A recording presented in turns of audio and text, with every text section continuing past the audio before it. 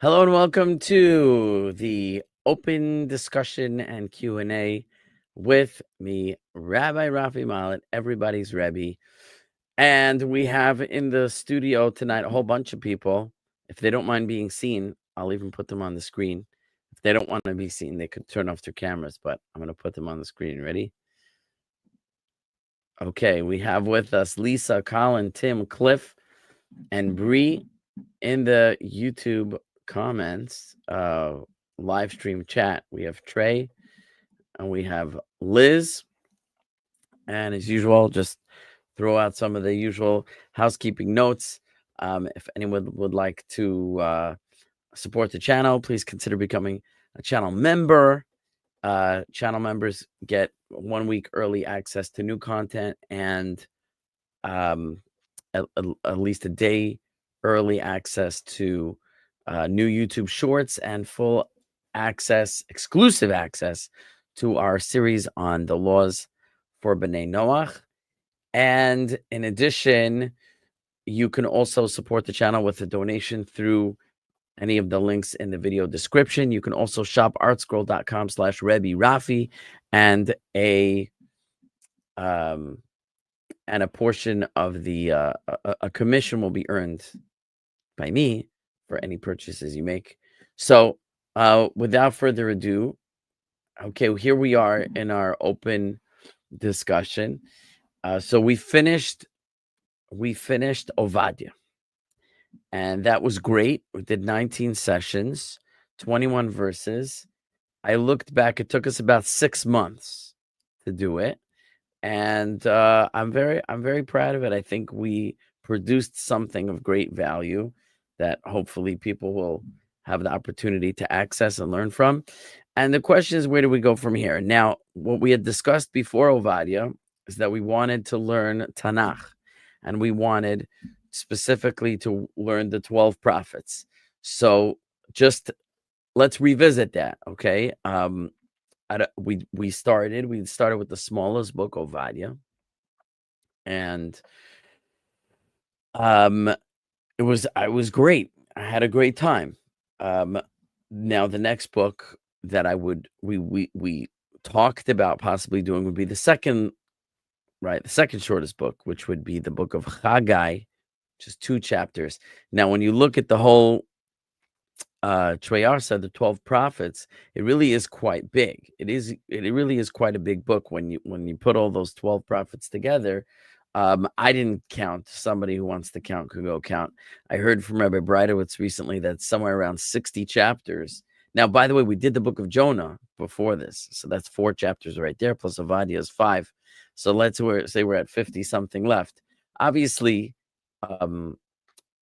it'll take quite some time. The question is, are we still happy with this choice? Are we still interested in continuing? Do people want to do something else? Do we want to change tracks? Also, questions I have is, what did you like about the previous series that you would like to see more of? What would you change if you could change something? If you would rather it be this way rather than that way? So I guess I just want to hear from everybody reflections on the series, what worked, what could be better, and if we want to go in a different direction, or what people feel about what to do next. So I open the floor.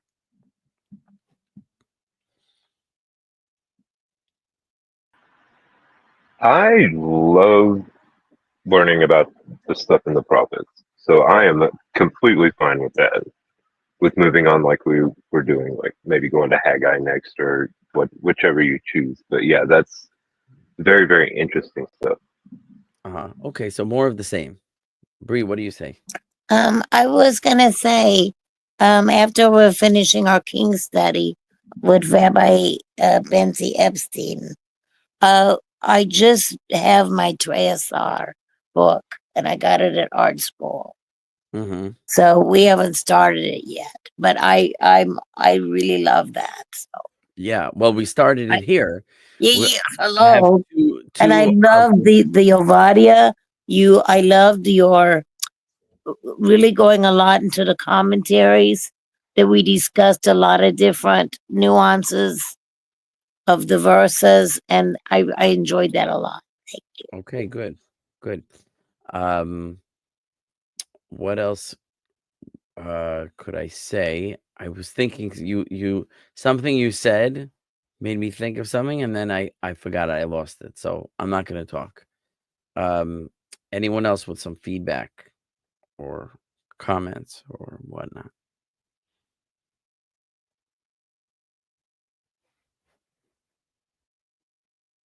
All good? All good in the hood?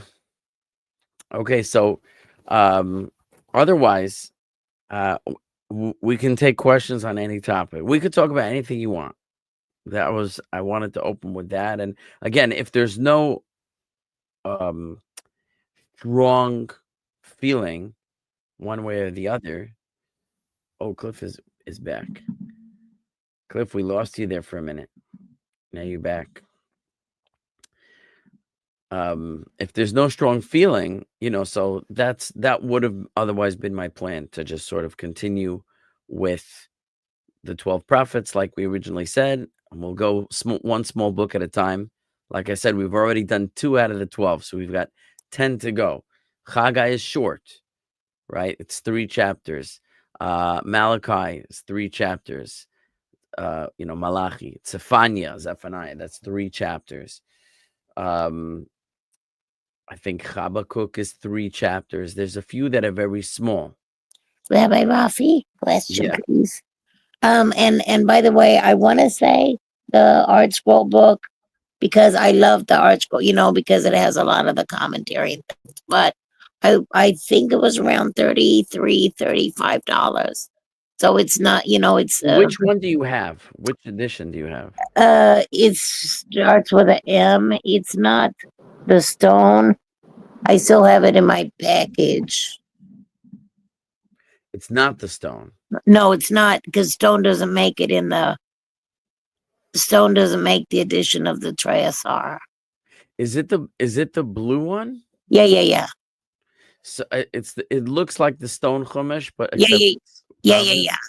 So I'll tell you, my neighbor has that, and when I have a neighbor who hosts Friday night prayers in his home, and so I go next door, and I can't help my Yetzer Hara, my evil inclination, always draws me to the holy books during. No, that's Yetzer Tov, I'm peeking inside. I should probably be focusing more on the prayers. So while we were learning Ovadyah, I took his Artscroll Treyasar off the shelf, and I'm looking to see, what does the Artscroll have to share. I didn't notice much in there more than we discussed, meaning most of the commentaries the Artscroll is revealing are commentaries I'm studying anyway. What I did notice is this: they sterilized the commentaries. Did you, Cliff? It seems like your connection's unstable. What's that mean? Sterilize it. I'm going to tell you what it means. Oh, and before I forget, because I'm quite atika, are the Treyasar, are all these latter prophets talking mostly about end of days? That is a great question. Many of them are. I'm trying to think. Is it like, for example, like Yonah is not, right? Yonah is one of the Treyasar, and it isn't. But many of them are discussing the end of days. Is it most of them? I'd have to kind of mentally go through. Some of them are talking about things that were more current in their own time, but have sort of implications for all time. But and are they grouped together just because the size, because they're smaller? Yeah, they're grouped together because they're small books. That's right. What I was going to say, many of them definitely deal with the end times. Zechariah deals with end times. Haggai does not. So, for example, Haggai does not. Haggai deals with he's dealing with his own time, which is the beginning of the Second Temple period, and he is speaking to the people of that time and encouraging them to build it. Now, if you read commentaries like Malbim, you'll see that hinted in the words of Haggai are the potential for the final redemption and the potential for the third and final temple, like sort of like if the Jews had played their cards right, that temple, which was the second temple, could have been the final one, except we didn't do what we were supposed to do, so it ended up being destroyed. And but so a lot of what he says could relate to the end times, in as much as that second temple may had the potential to be the final temple. And by the way, what did you mean by the commentary was sterilized? Okay, so let me Oh, I'm sorry. Go go ahead. back to that comment. Yeah. No, so thank you for reminding me. You go and open up the Artscroll on Ovadyah and read all the verses that we spoke about, and it'll talk a lot about Rome, and it'll quote the commentaries that we studied. It will never say the word Christianity. Okay, and it's very bizarre because you'll see the commentary of the Artscroll will follow very much what we said in our series, except the things that we were relating to Rome as Christian civilization, the Artscroll will not say that. And if you ask me why that is, I would say because Artscroll knows that Christians buy and read their books, and they don't want to offend them. So they are sterilizing their commentary to not offend their Christian readership. Even though Artscroll is publishing for Jews, the reality is I think they're keenly aware that Christians like to read the Jewish commentaries, and the way that Christians access the Jewish commentaries is by buying Artscroll books. On the other hand, Matzad Shani, I think that with a little seichel, you can figure this out. Maybe. I personally don't think they're trying not to offend, because I think Artscroll's amazing. Yeah, I'm just saying it's a Yeah. very noticeable Okay. omission. If you're reading the commentaries in the original, if you're reading Radak and you're reading a Barbanel and you're reading all these guys, Malbim, whoever it is, and you just notice how Artscroll commentary quotes their commentary and just leaves out that part. It's very deliberate. Okay. And it's very noticeable. And Rabbi, really, what I love was studying with rabbis. They're very good at getting to the underneath. They don't sugarcoat. So I'm saying that's why you need a teacher. And I said something similar when I taught Shir HaShirim, is that if you open an Artscroll, Shir HaShirim, they're not going to even translate the book literally. The Artscroll translates it euphemistically because the whole thing is a parable. It's a love song. But because of the danger of reading it as just like erotic poetry written from a man to a woman, which seems very vulgar and like it doesn't belong in the pages of a holy book. So we know that there's an interpretation which brings depth to the intimacy between God and the Jewish people. And we spoke about all that. Our series, maybe we did it for like 3 years, 8 chapters. So we went deep into that. But if you read the Artscroll translation, they just write it in its open form. They translate it interpretively. They don't translate it literally. So you get the meaning of it, but you don't get the poem. You don't get the poetry of it. You don't get the beauty of it. You don't get. Now, you can't have one without the other, because again, if you're just going to read a book about a man and woman describing to each other how they're hugging and kissing and adoring each other's body parts, so it's very bizarre. You can't read a holy book that way. But if you just read the interpretation of like, this is God, this is Israel, God says, Israel says, you took me out of Egypt, you surrounded me with clouds of glory, you brought the Torah on Mount Sinai. It's sort of beautiful, but you lost that intimate language, which emphasizes that deep love between God and the Jewish people. You really need both. And I think that our series brought both out. We explained the verses literally and then interpretively, and we weave those together. Really just following the commentary of Rashi. Rashi does it so beautifully and eloquently, and that was our main commentary for that series.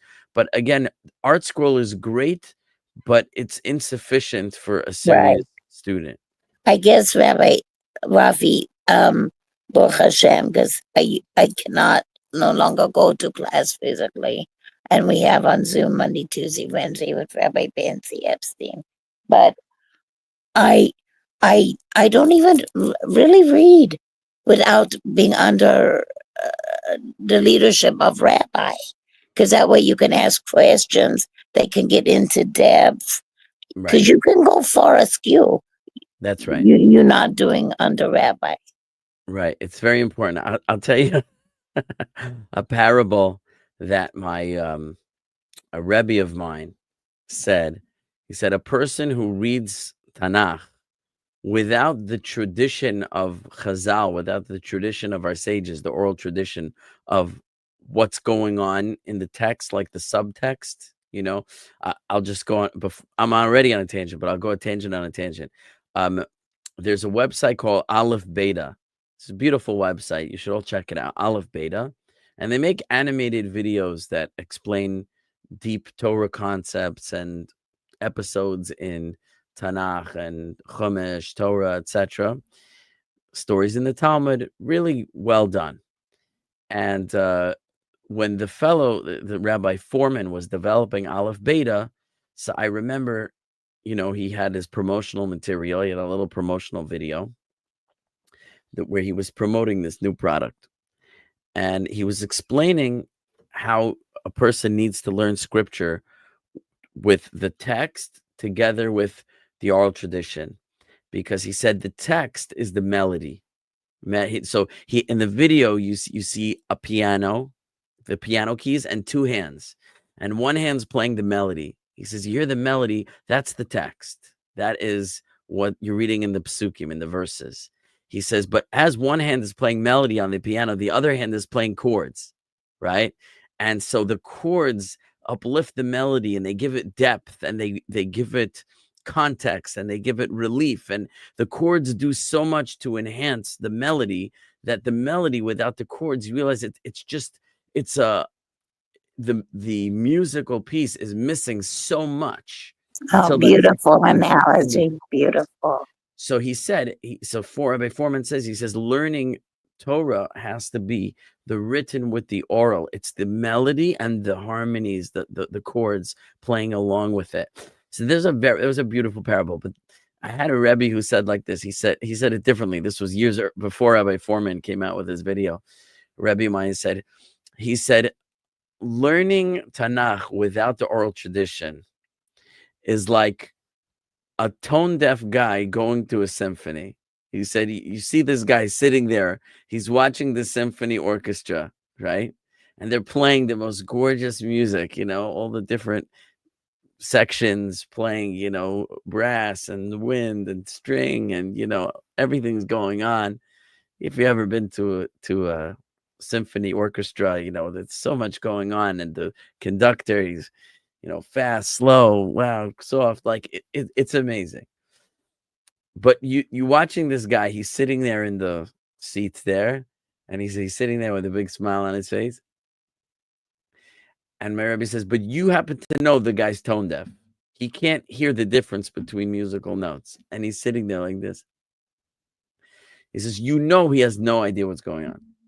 He has no idea what's going on. He thinks he knows what's going on, but he does not know what's going on, right? A tone deaf guy in a symphony, at a symphony.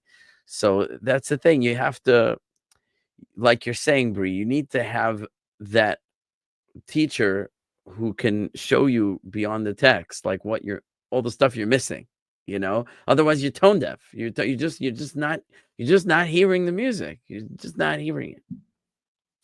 So, okay, we have some comments in the live stream.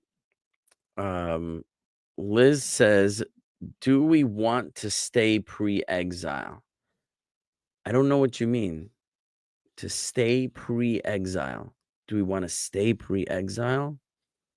Meaning we're already we're in exile, right? The present situation of the Jewish people is that the Jews remain in exile. Now, it's true that about half of the world's Jewish population has returned to the land of Israel and is settling and building, and that population is growing constantly. And the more anti-Semitism there is in the world, the more aliyah, the more people are moving, the more Jews are immigrating to Israel, more and more and more. So we are moving from a state of exile, but it's hard to call it redemption, because again, as long as Israeli society is still secular society that's not governed by Torah law, and people are not leading their lives according to the Torah's laws, and we don't have the temple rebuilt, and we don't have a king, and we don't have all those features of the redemption that we've been learning about, we're not redeemed, so we can be in the land of Israel and still be in a state of exile. And the proof in the pudding is that, as we spoke about before, the sages list the 4 exiles, okay? And they list them as the 4 famous exiles: Babylonia, Persia, Greece, and Rome, okay? Now, the Greek exile, let's just look at that. Babylonia, they carried us away to Babylon. That I understand. Persia conquered the Babylonians, and then the Babylonian exile became the Persian exile. What about the Greek exile? The Greeks never exiled us. The Greeks, we know the period that the Jews were under the Greeks was in the land of Israel, that the Greeks conquered the land of Israel, and we lived underneath their dominion. And we know they brought paganism and Hellenism, and we know what happened in the story of Hanukkah and the whole war and everything. But that period is considered by our sages to be a period of exile. Exile, but we were in our land. So you see that being in the land of Israel does not make it not an exile. What makes it not an exile is that we're not redeemed. So we could be unredeemed in our own land that's still called exile. So we are presently in the state of exile. The Edomite exile, the Roman exile, as it were, is still upon us. So we're not pre-exile. We're certainly not post-exile, and we're certainly not pre-exile. We are in exile. So the question of, do we want to stay pre-exile? You can't stay in something that you're not there. We're not pre-exile. So how do we stay pre-exile? Do you mean pre-redemption? Do we want to stay unredeemed? What do you mean by that? What would make you think we would want to remain unredeemed? So your comment is not so much understood, Liz, if you could clarify what you mean by that. And now it looks like Freedom for All is arguing with someone in the comments. I cannot see the comments of the person he's referencing. They don't appear for me. So somehow they're being filtered out for me, like by a spam filter or something. So I'm sorry if some people are seeing unwanted comments, but I do not see them. If someone has channel manager position settings privileges and wants to ban them, you can go ahead and do that. Abigail says the Messianic groups are keen on Artscroll, right? Linda is here. Dr. D to you. I love the Artscroll Stone edition of the Tanakh as a beginner Tanakh. It is excellent. I agree. It is excellent. Erica E is joining the studio. It says device is not connected. So I can't connect you, but maybe they will connect, or you could try again. Will and Indy, Shalom Rabbi. I didn't know we were having class this evening. I do need Torah on Sunday evening. Yes, so it's not a class. This is an open discussion. We are reflecting on the Ovadyah series. I'm taking feedback, positive feedback, constructive feedback, whatever you think would be helpful, and in directing us to go forward. What would we like to do next? The suggestion is the book of Haggai. If there are objections or other suggestions, we'll hear them. This is an open forum here. Liz says, if we go to Haggai, do we want to go post-exile or stay pre-exile? Again, I'm struggling to understand your question. Of course, we want to be post-exile. But I guess what you're saying is, when you read the book of Haggai, Haggai's whole complaint is that the Jews are very complacent about being in a state of exile. They're very complacent about the temple not being built. And they're enjoying their nice homes with their nice roofs over their head. Nothing new under the sun, Rabbi. Nothing new under the sun. You're going to see when we learn, Bree, you're going to see when we learn the book of Haggai, how much he's talking to our generation. So it's like I said, he's speaking to the people of his time, but what he's saying to them, he's also saying to us. Yeah. So, so in other words, he's saying you guys are complacent. You don't seem to care that you're in a state of non-redemption, and he's trying to knock us out of that complacence. So, is it a real? I guess I'll say it to you this way. Ideally, we don't want to stay in exile. Is it a reality that many Jews are totally comfortable in exile and don't really care? Meaning they might pay lip service to it, but in their hearts are not really interested in a redemption. And some would, even if you ask them honestly, would say they'd rather not be redeemed. And I've spoken to such people because the idea is scary to them. They have to leave their comfortable home in the United States of America and go to Israel, an unknown place, and they're still afraid of the dangers there, and maybe they'll have to live less comfortably because they don't have the same luxury there that they do in the United States. And I was just talking to my kids about this the other day. Most people there don't live in private homes. Predominantly people live in apartment buildings. You can get a nice apartment, but people live in apartment units. It's just the norm is to subsist on less there. And some people are so happy with their creature comforts, they're not willing to live a lifestyle that they see as maybe inferior to what they have now, even though it would mean closeness to Hashem and spirituality. But this doesn't resonate with a lot of people. So have you heard the expression I heard from an Israeli? How do you be a millionaire in Israel? You come with $1 billion. How do you be a millionaire? You come with $1 billion? Yeah. Meaning what? That the in order to live luxuriously there, you need to just have much more than you would have outside. Yeah, that's what I'm saying. Yeah, that could be. Listen, I'll tell you a story. I've said this story before. The story is of a family that's making their Passover Seder. And, for anyone who's made a Seder, you're going to be familiar with this. After the whole several hours of proceedings in the Seder, we get to the end and we say the words L'Shana Haba'a B'Yerushalayim, next year in Jerusalem. And the tradition is to sing it. And people sing it, L'Shana Haba'a B'Yerushalayim, L'Shana Haba'a B'Yerushalayim. And so everyone at the table, they had a big table full of guests, and everyone's singing very lively L'Shana Haba, and they get so excited they all get up and they start dancing around the table. They're holding hands, they're going around. L'Shana Haba B'Yerushalayim. They're going around and around, and they're singing for 5-10 minutes. And at one point, the head of the household, he notices his wife is not there. And he looks around for her and he sees her sulking in the corner and she's crying. And he walks over to her and he says, "Honey, what's the matter?" And she says, "You're so happy singing that song, L'Shana Haba B'Yerushalayim. You're so emotional, you're so passionate.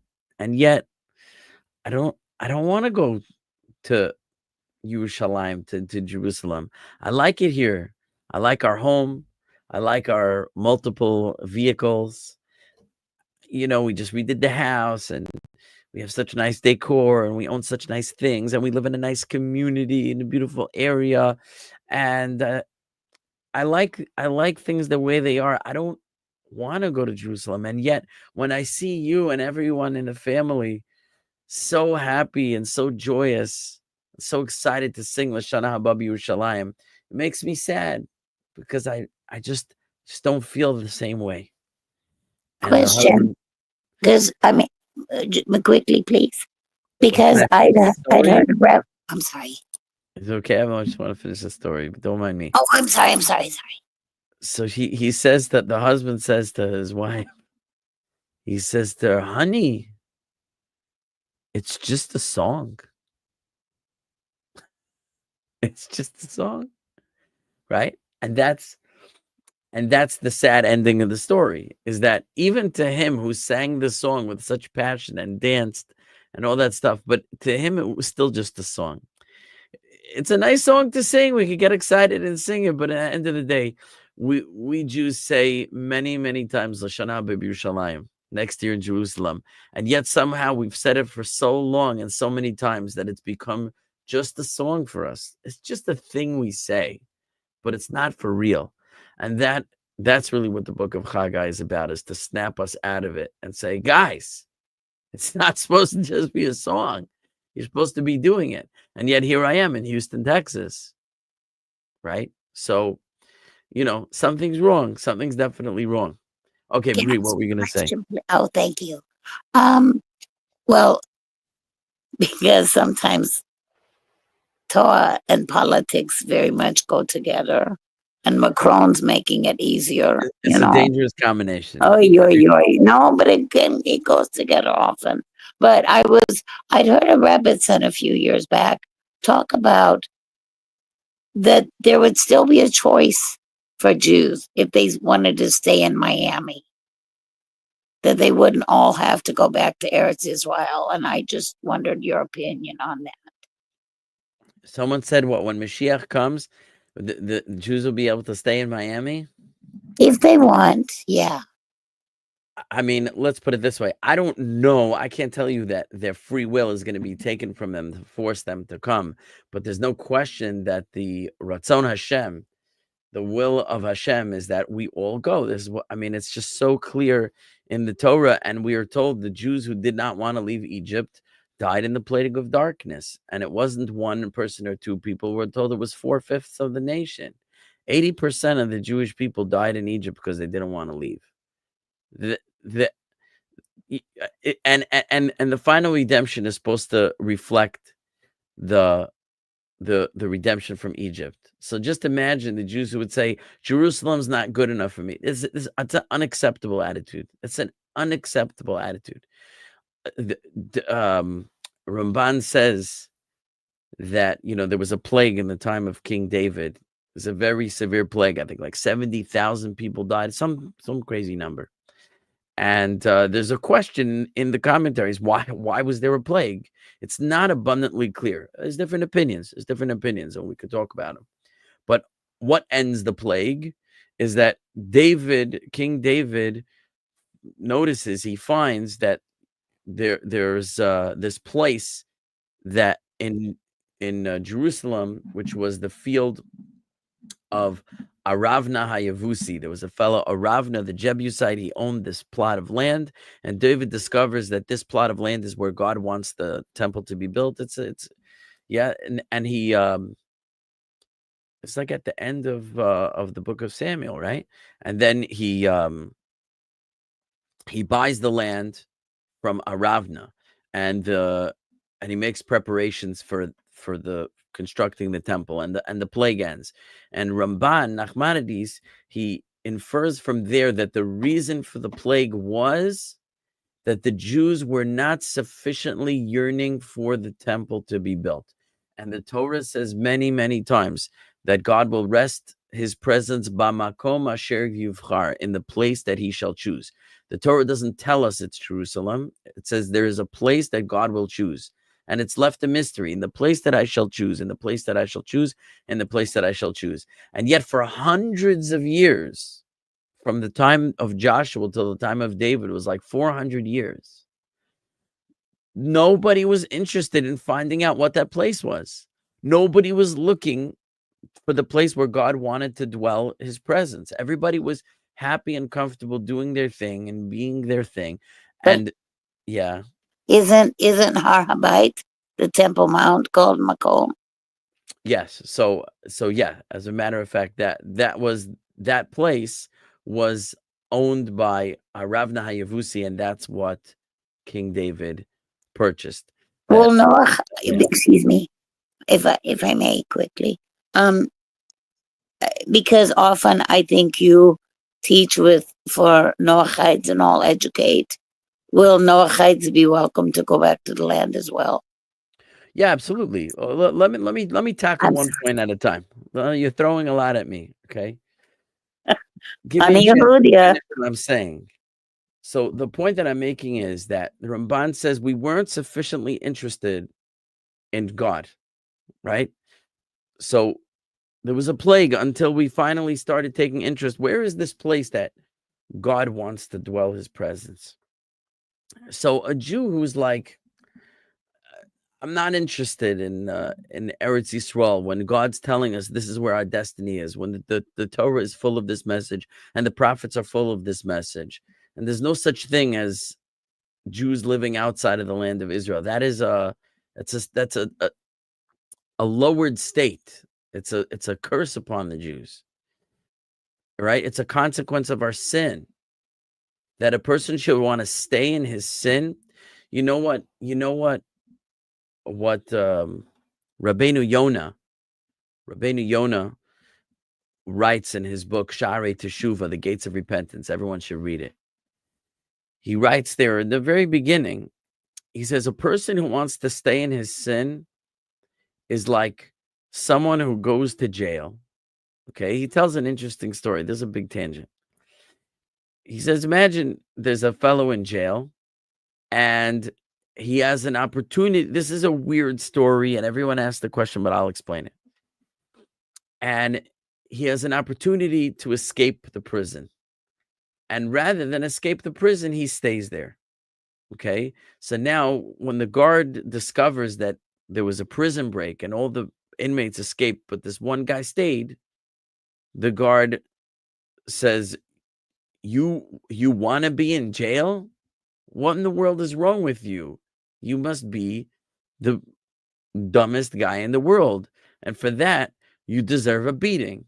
And the guard beats him terribly. Now, so he says, Rabbeinu Yonah says, that's like a person who doesn't do teshuvah. You're in your sin. It's like being in prison. He says, God gives you a jailbreak. He gives you a way out. It's called teshuvah. And you don't take it. You want to stay in your sin. You're going to get it worse. He said, you're going to get punished worse than, had you not, again, if you just got there, that's one thing, but you have an opportunity to leave. If there wouldn't be an opportunity to leave, your punishment would be one thing. But you had an opportunity to leave and you didn't leave, your punishment is even worse. So everybody asks on that, Rabbeinu, what do you mean? The guy's in jail. He's following the rules. Everybody breaks out and he respects the rules and he stays. So, he should be rewarded for that, not punished for that. So the problem with our perspective is that we don't understand what jail is supposed to be because we're Americans, okay?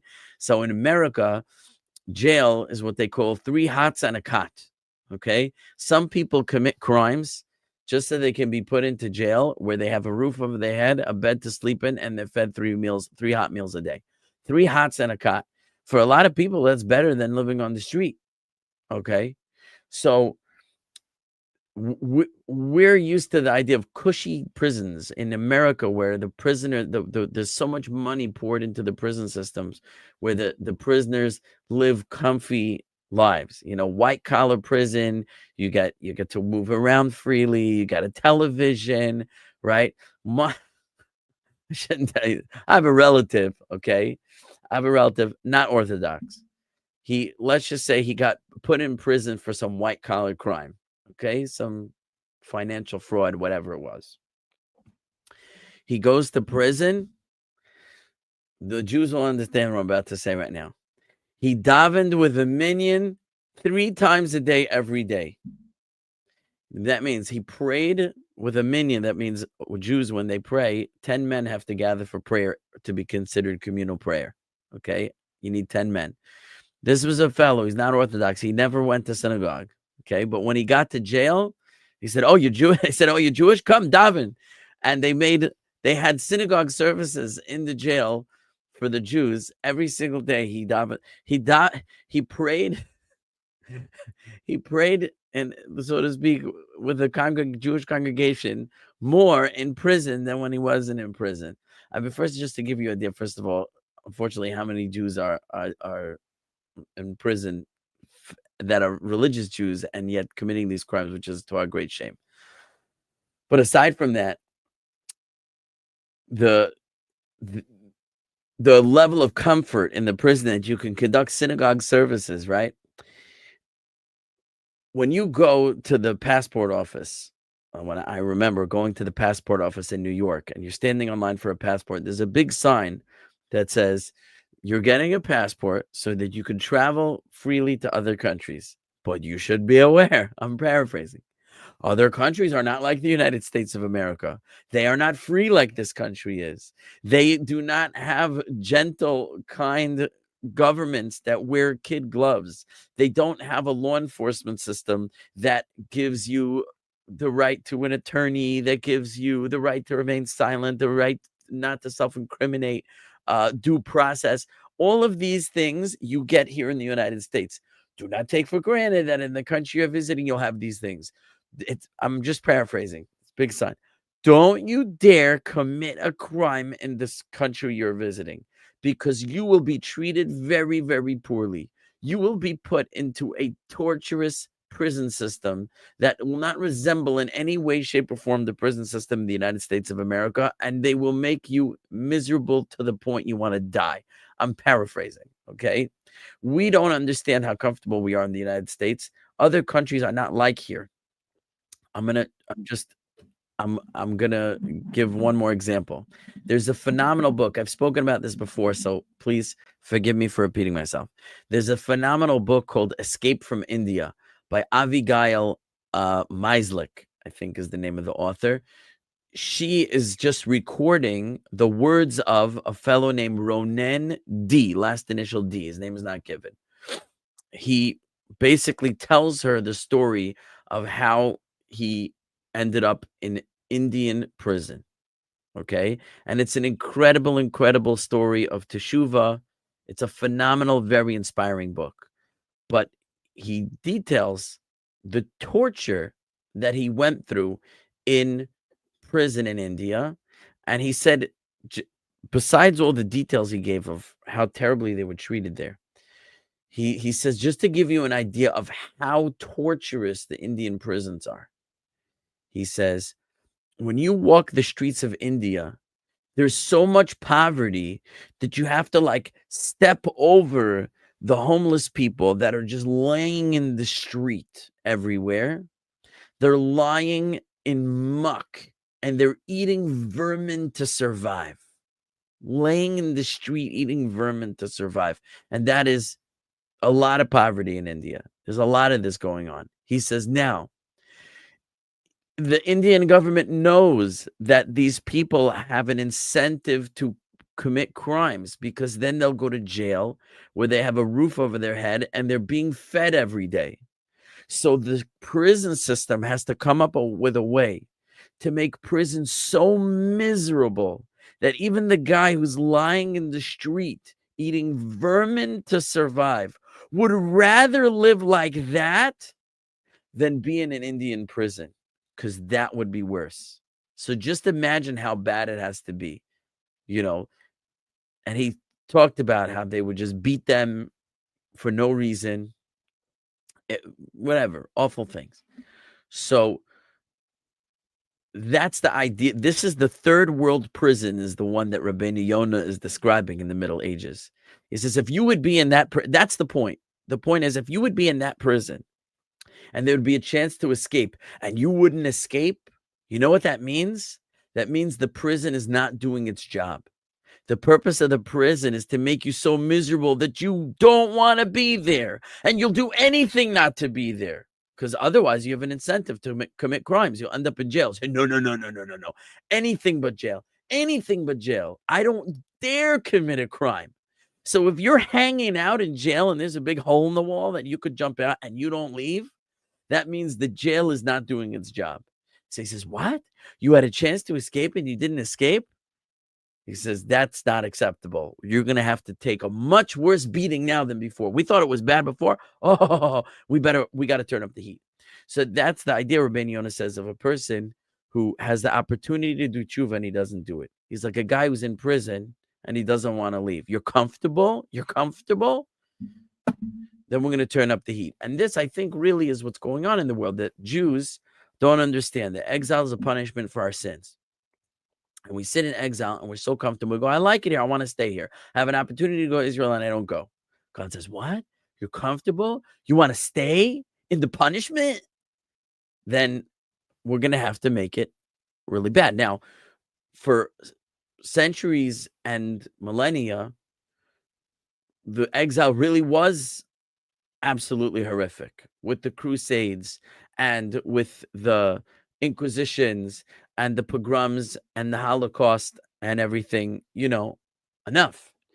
So God opens the door. He gives us Israel. And I'm talking to myself right now. I'm piling the guilt on myself right now. And Rabbi Yehuda Halevi, in his famous book, The Kuzari, when the Khazar king asks him, Jew, what are you doing in outside? And why aren't you living in Israel? And he says, I'm guilty. You're right. I'm guilty. And Maimonides, when he was living in Egypt, he signed all of his letters. Moses, the son of Maimon, who commits transgressions of the Torah daily by living in Egypt. We have a problem, and right now the temperature is rising around the world for Jews. The exile is becoming a place that's going to be unlivable for Jews. And the hope is, everyone talks about the frog in the boiling pot of water, right? Everyone knows the example. The frog gets boiled. Why? Because the temperature in the water increases so gradually, and his internal temperature kind of adjusts to the temperature of the water, that it doesn't get hot enough quick. Like if it would be boiling and you threw the frog in, he would jump right out. But you put him in a pot of tepid water, and he's sitting in the bottom of the pot, and you turn the heat up, and it starts to warm up gradually, and he just adjusts to it until he's boiled and he's dead. But he never jumps out. So the Jewish people in exile are kind of like that.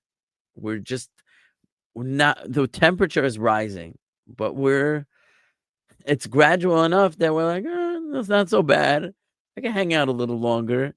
But don't you think October 7th really changed everything? October 7th. Plus, it was like an immediate, again, I feel terrible that, was it like 3 days later, and all of a sudden the kafiyas and the pally flags are all over the world. October 8th. Like already. immediately. October 8th already. The next day, this was very coordinated, very funded, and very choreographed, and very deliberate. And 100%. It was a big wake-up call. And I tell my wife and I talk every day about a plan to leave. Trust me, we're thinking ahead. But yeah, that said, it's not easy to just pick up your life and leave. So it's not a thing that happens immediately. But let me answer your other question. What about Noahides? So 100% that Noahides, the Torah spells it out very clearly, talks about the Ger Toshav, the so-called resident alien, which is a non-Israelite, a non-Jew who lives in the land of Israel. He follows the Sheva Mitzvot B'nai Noach, the 7 Noahide laws, and the Jewish people have an obligation to support them, not just to tolerate them, not just to allow them to exist. It says, you will support them. The Jewish people have a mitzvah to financially support the righteous non-Jew who lives in Israel. But would they be able to make aliyah? 100%. Oh, so, okay, one thing at a time. One thing at a time. I'm answering a different question, and then I'll answer that question. So right now, there's no that status of Ger Toshav does not exist right now because we're not restored to the land in the biblical sense. But if we would be, then that would be reinstated. Now, what about Aliyah? Listen, I can't answer for the Jewish agency, okay, that's in charge of Aliyah. I heard right now there's a whole controversy that they're holding up visas for Christians. I really don't know anything about it, and I can't make a comment. It's hard for Jews to make Aliyah. The Israeli bureaucracy makes everything difficult, okay? They love red tape in Israel. They love bureaucracy. I'll tell you a story, but I want to answer your question first, and then I'll tell you a story. So as hard as it is for Jews, it must be much harder for non-Jews, because Jews have what's called the right of return. So right of return means if you're a Jew, you can make Aliyah, you could become an Israeli citizen relatively easily. And even that, with that said, it's tied up in so much red tape. My parents tried to make Aliyah when my mother was pregnant with me. My parents lived 3 months in what's called a Merkaz Klita, which means an absorption center. They lived in an absorption center in Beersheba in 1979 for 3 months trying to make Aliyah, and they would not let them in the country because bureaucracy. And my father said, and he was probably right, and I'm sorry to say this, they were probably waiting for a bribe. They were waiting for a bribe. And that goes on in Israel too. There's under the table deals, there's bribes. I've had to deal with this in Israel also. Sometimes to get your papers through, you got to slip someone a few $100. Now, so as hard as it is for Jews, it's going to be way harder for non-Jews. But technically speaking, there's no law barring non-Jews from being Israeli citizens, and many Christians and Muslims are Israeli citizens. So a non-Jew can become a citizen. How much paperwork is the Jewish agency gonna torture you with is another question. So there's a story that my Rosh Yeshiva used to tell, the head of our yeshiva, Rabbi Mendel Weinbach, blessed memory. He told this story. Now, I don't necessarily believe that it's a true story, but it's one of those stories, it could have happened, and at least it's entertaining story. He said there was a religious woman who was trying to make Aliyah. She's trying to become an Israeli citizen, and every day she had to come back to the Ministry of the Interior, and they'd give her paperwork, a stack of papers like this, and she'd go home and she'd fill all of it out. The next day she'd come back with her papers. They'd take her papers and then give her another stack of papers to fill out, and she'd go with that. And each day she'd come back with more and more paper. And she got so sick of all the paperwork that she said, like, enough already. This is I'm not doing any more paperwork. You're gonna take these papers, you're gonna let me in. And they said, ma'am, there's just one more paper. She's like, I'm not doing another paper. Like, ma'am, this is the last paper. You fill out this paper. You go down the hall. You give it to the man in the office at the end of the hall. You're done. Okay, just this last one. She goes, just this last one. That's it. So she fills out the paper. She walks down the hall. She goes into the office. She sees a man sitting out there. She says, here's the last paper. He says, thank you so much. All you have to do is fill out this paper and you're done. And she goes, I am not filling out one more paper. What is with you people and paper? Why are you Israelis so obsessed with paper? Why so much paperwork? What is wrong with you people? And the guy says to her, ma'am, I could see you're a religious woman. I tell you, I'm a traditional man myself. And that means we share in common the belief that Mashiach is going to come and redeem our people, right? He says, now, it says that Mashiach is going to come riding on a donkey. Now I ask you, how is Mashiach going to get to Israel riding on a donkey?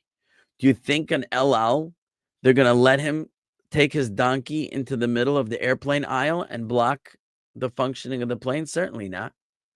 He says, you think the Arab countries that surround us on all sides are going to allow Mashiach to just waltz through on his donkey?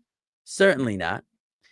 He says, the only way the donkey is going to be able to get here is from Europe.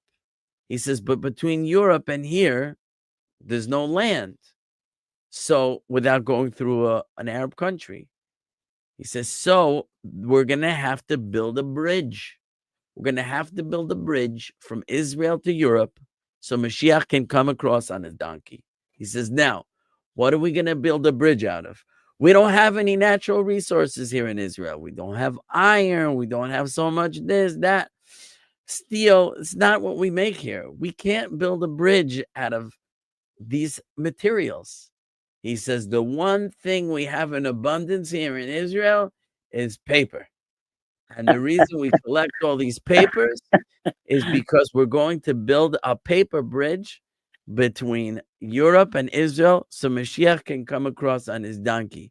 So, ma'am, look at it this way. With each paper you sign, you bring us one step closer to Mashiach. Sign the paper, lady. So that was the story I heard. Anyway, that was just a long-winded answer to your question of will non-Jews be allowed to make aliyah? That's up to the bureaucrats. Okay. Linda said she blocked whoever the unfriendly person was in the comments. I'm just perusing other YouTube comments here. Seekers of righteousness. I was researching the Re'im in Torah, often mistranslated as unicorn, okay, in Christian Bibles, okay. Jewish sources say it's a wild ox, not mythical, but ancient cultures had unicorn-like creatures long before Yashka, and later Christian art turned the unicorn into a symbol of purity, death, and resurrection, like in the Hunt of the Unicorn Tapestries. I have no idea what this is. Just a thought, could the unicorn serve as a metaphor for Christianity, a majestic but mythical force that rose during Israel's exile, appearing powerful but detached from Torah truth? Curious what you think of that idea. Whoa, that is way beyond my pay grade. So I cannot comment. I'm sorry. I'm sorry to disappoint. It was very impressive comment, but I don't have what to add to that. He says, saw that Re'im is mistranslated unicorn. Yeah, the same question. What do I know? That's funny coming from me. I'm supposed to be the rabbi, but I'm like, I don't have anything to add to that. Chaga is good. I vote Malachi. Yeah. I was thinking a couple weeks ago you had talked about why you had asked a question about why does Amalek have to be destroyed? And you're talking about, making aliyah to Israel and how people have become settled with living outside of Israel. Could that possibly be Amalek that needs to be destroyed? Is the mindset of being settled with I think living, that's a stretch.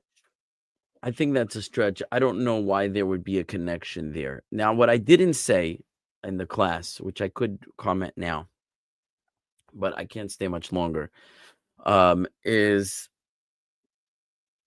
that it says we have to wipe out Amalek. Who is Amalek? Okay. There's really, so I could give a whole extra, I told you I could give a whole extra class for the Ovadyah series, but there's a lot to say. I'll sum it up like this. Some time ago, I came across maybe a video or an article on Aish.com long time ago, where they went through the Maimonides has a book called the Sefer HaMitzvot, the Book of the Commandments, and where he counts the 613 commandments, right? The Talmud says there are 613 commandments. And what are they, right? So it's actually quite difficult to count. If you would count all the do's and don't do's from the beginning of Genesis to the end of Deuteronomy, it would be hard to come up exactly with the number 613. In that ballpark, but maybe a little more, a little less. You have to do a little stretching to figure out which ones are counted as commandments and what isn't counted as a commandment. And it's not simple. And there are disagreement among the later authorities. What exactly are the 613? Now, there's tons of overlap, but here and there, there's a disagreement. This one is, this one isn't. So in Maimonides wrote a book on this called the Sefer HaMitzvot, and that's his opinion of what the 613 are. And others argue with him. So he talks about there's two commandments in there. One is to wipe out the Canaanites, and one is to wipe out Amalek. Now, when it comes to wiping out the Canaanites, and this is a complicated issue, and we don't have time to go into the details. But suffice it to say, I'll reiterate here what Rabbi Breidowitz has said many times, and I looked it up, and it's true. He was telling the truth. According to Maimonides, none of those commandments to wipe out neither Canaanites nor Amalek apply if they accept the Sheva Mitzvot and living peacefully with the Jewish people, right? So It's only those who choose to fight us and not to accept the Sheva mitzvah. But be that as that's just a small parenthetical comment. But Maimonides writes that the commandment to wipe out the Canaanites no longer applies today, because after Sancheriv, who was the leader of Assyria, he came and he conquered the land of Canaan, and he mixed up the populations like we know he did with the 10 tribes. He moved them out and he brought in foreigners into the land, non-Jews, to take their place. That he did this with many populations, including the Canaanites, and the Canaanite population has become obscured among other populations in the world, and therefore there's no way to identify Canaanites, and therefore essentially there are no more Canaanites, right? There's no more Canaanites. Therefore, that commandment is not applicable nowadays. However, when it comes to the commandment to wipe out Amalek, he does not write that. As a matter of fact, he says it'll be the duty of Mashiach, essentially of the king of Israel, to make sure that Amalek is wiped out. So, under the conditions that we talked about. So how come he doesn't say that Amalek has also been obscured among the other nations?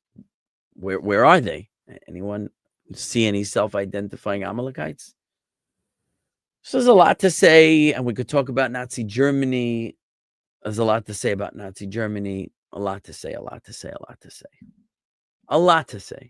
But essentially what this Aish.com presentation concluded was that Amalek is a philosophy. It's the philosophy that is carried by this people that wants to genocidally destroy the Jewish people, because they are, like we spoke about in the class, that people that brings God into the world. They're the people that want to obscure God's existence and are willing to destroy those people who bring the word of God into the world, who bring the Torah, bring the knowledge of God into the world, God's witnesses, as it were. Those are the people who want to destroy them. So it would seem that if we're going to relate Amalek not to a genetic line, but to more of a philosophical creed, then the way it's related to is more those who are interested in genocidally destroying the Jewish people. So that would become Amalek, and those are the ones who need to be destroyed. But I never heard it related to Jews who want to stay in the exile. That's bad, but it doesn't seem conceptually to be connected with Amalek. Well, not like that they would want to, but like, say, when you mentioned secular Jews, those who aren't interested or don't worry about, the Mashiach, and, it's not that it's a purposefully, or So look, or I want to be clear. I'm not in any way going to condone or accept the concept that a non-Orthodox Jew or a non-practicing Jew or a non-believing Jew is in any way, shape, or form related to Amalek, or that the commandment to wipe out Amalek applies to them whatsoever. What I'm willing to entertain is that you could say, and this is what someone actually suggested in the series, is that, and so I've heard some say this, that this concept of Amalek, like there's a little Amalek in every one of us. We have that part of our personality that maybe wants us to not believe, that wants to obscure God, that wants to look at the world as coincidental so that we can excuse our actions and not feel guilty and not feel like someone's watching us or has expectations of us or is judging us or we're culpable for our behavior. We all have that instinct in us that wants to, so to speak, be free of God's dominion. And so maybe there's a little Amalek in our personality somewhere, and we have to root that out and destroy it. But that's not to say that we're going to kill a human life because he has a belief that is not in conformity with the Torah. That is not the case. I think you're talking about the aspect what you were saying. Sorry, What too you many were people. Sorry. what you were saying right before that is what I was kind of leaning more towards. Which Not is that what? it's deliberate. It's more like I was thinking more of like a non-deliberate, like trying to get to the word. Not that they're deliberately doing anything, but just not studying Torah, not, you know, not I'm finding it hard to find the word. But Well, what what you're you had describing, just I would not relate that to Amalek. It doesn't sound like Amalek to me. It's okay. not good, but there's a difference between being not good and being Amalek, which is like the root of evil. You know what I mean? Oh, Evil okay. incarnate. Well, yeah. Well, see, that's why I wasn't looking at it like a root of evil. It was more like a more, and I don't want to say, I don't want to use the wrong word, say like ignorant or just like not knowing, not being Torah observant, not being studied, more that, kind of path, more of a innocent kind of. So that's just sad. That's I call that tragedy. That's tragedy that a person is removed from the Torah, you know, by accident. You know what I mean? Like they were never taught. They were Right. subject to, and we look at those people with a lot of compassion. Is And it Tinik Benusha? yeah, Tinok. I was about to say that's what we call Tinok Shenishba. Tinok Shenishba literally means a kidnapped baby. That Jews today who are secular are seen in the law like kidnapped babies, meaning in our past, we had Jews who were kidnapped and raised as Christians. And we don't say that person is culpable for being a Christian and worshiping idols and having heretical beliefs. There's no culpability. He's not wicked because it was forced on him. It's considered coercion. And then we would say the same thing of a Jew who grows up in secular society without exposure to Judaism. He's like a coerced child. I got an email from someone this week who told me that they're Jewish by lineage, but they were raised with no Judaism whatsoever. And basically their only window into Torah and Judaism has been my classes on YouTube. And they're very grateful to me for that. So there are a lot of people out there that through no fault of their own are not connected to Judaism. We would not in any way, shape, or form relate such people to an evil force like Amalek at all. So I hope I've made that clear. Okay. Thank you. So Will and Indy, Chagai is good. I vote Malachi. We'll get there. 3 chapters. Jana says, can I throw Jeremiah or Isaiah in that? So Jeremiah is like 52 chapters or so.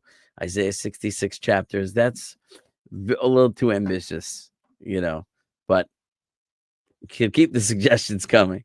I mean, unless like everybody just Rabbi? wants to go into a gigantic text like that. Colin, go ahead. I was just going to say in response to that comment that Rabbi Singer has a series on Isaiah if they want to check that out. Yeah, That's really good. that's true. He does. And obviously, he's very different in style than myself. He doesn't do the verse by verse analysis that I do with the commentaries, etc. He gives more of an overview. And if that's what you're looking for, gesund to hate, as we say in Yiddish, in good health. My class would be again in the style that you've become accustomed to if you're still here. But I'm open to feedback. If somebody said we'd like it to be a little more like this, a little more like that, I can try to adjust. Maybe an old dog can learn new tricks. So I really want to serve the student. Oh no, I love your teaching style. Thank you. Some believe they are not supposed to make aliyah until Mashiach comes and takes them there. That's true. That's true. There are some who believe that. It's more of a fringe belief, and that's a big topic. We could talk for a long time, and I'm not going to go into it, but it's a very big topic. We could talk a lot about that. The belief that we're not supposed to go to Israel till Mashiach comes. There's a lot to say. I don't want to totally marginalize the belief, but to really give it its proper treatment would take more time than I have right now. Is a person still a faithful Jew even if he doesn't believe in all the 13 principles of faith? Rabbi Yosef Albo seems to say that one could remain so. Yeah, and that's basically a disagreement between the Maimonides, who holds that 13 principles are essential, and without them, a person essentially forfeits his portion in the world to come. And Rabbi Yosef Albo disagreed and felt there were really only 3 pillars of faith that were essential. So, we'll leave that a dispute of the scholars, but if a person is a heretic by someone's definition and gets to the next world and is going to have to argue his case there, you better hope for the best. Let's see. Okay, JJ Otto says Yoshki is an idol mamish. Christians are idol worshippers mamish. Now mamish means like totally, fully, absolutely. And I have to disagree with you, meaning it certainly is idolatry by certain definition, and but I can show you commentaries on, for example, read Rabbi Ovadyah of Bartanura's commentary on the section of Mishnah called Avodah Zarah, which literally means idol worship, and it's the laws surrounding idol worship, where it talks about certain forbidden relations between Jews and non-Jews, particularly around the times of their holidays, because if we get into a business deal with them, it might encourage them to give thanks to their God for this business transaction. So we're supposed to distance ourselves from business dealings with idolaters in their holiday seasons. And go look over there where he lived in Italy, which was in the Middle Ages, which was a Catholic country. And he says we do not need to observe these laws with the Christians. He gives 2 reasons. He goes, number one, they're not that religious. He says the idolaters that the sages were describing in the Mishnah were really fanatical pagans.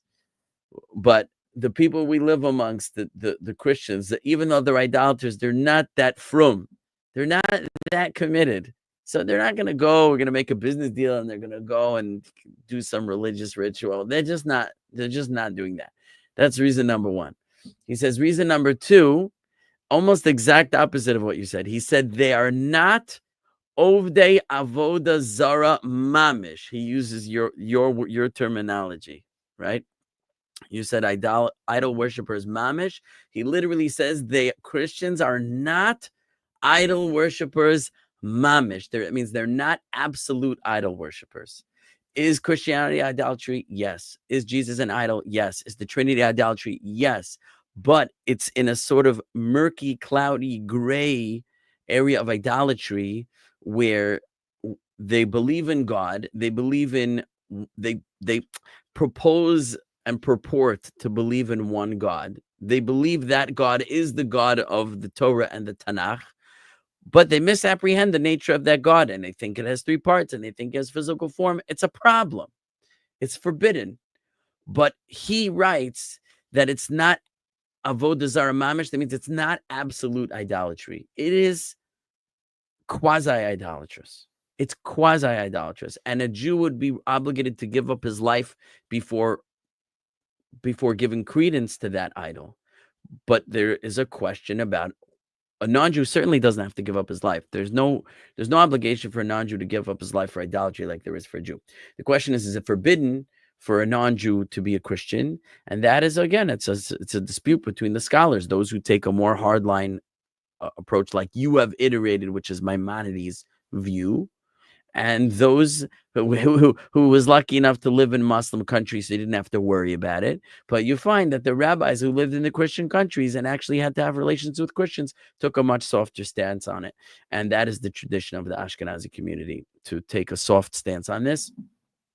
So, and I'm a representative of that line of tradition, so you're not going to hear fire and brimstone from me about it. So I'm sure that offends some people one way, and if I took the other stance, it would offend people the other way. But my tradition is that we do not view them as absolute idolaters. Okay, there's lots of comments here, but I have to go. Here, so I'll just Let's respond to this. When can a Jew be declared a kofar? That means a heretic. Here's my response to you. You should not be in the business of declaring a Jew a kofar, a heretic. If you think you're in the business of declaring a Jew a heretic, you got to get into another business. That's not for you. That's not for you. Get out of that business. Get out of that business in a hurry. You should be looking for merit in other people. You should be looking for the beauty in other people. You should be looking for dan lechaf zechut. You should be judging people favorably and saying maybe he's only mistaken, maybe I'm mistaken, maybe he's a tinok shenishba, he was influenced. But stop declaring people heretics. Get a life. I don't know you personally, and I don't mean to offend you. I'm not talking to you specifically. I'm talking to this general attitude of I spend my whole day screaming about how everybody is awful except myself. Those people need to jump in a lake, and the people who get high on the fumes of this kind of attitude need to get a life. Okay, I've said enough. And Rabbi Rafi, when will we meet next week and what will we study? Stay tuned. Are you on my email? Are you on my email list? No. Okay, email me rabbi@rabbirafimallet.com and I'll send an email with an update. Okay, will your email be in the YouTube thingy? It's in the description, and Okay. I'll post whatever I send in the email. I'll post to my channel community page. Okay. So I should maybe look at that on Sunday sometime ish. For sure. Okay. Or sooner. But Yeah. I gotta run. Shavua Tov, y'all. Shavua Tov. Bye. Shavua Tov. Thank you, Rabbi Mallet. Shavua Tov. Have a good night.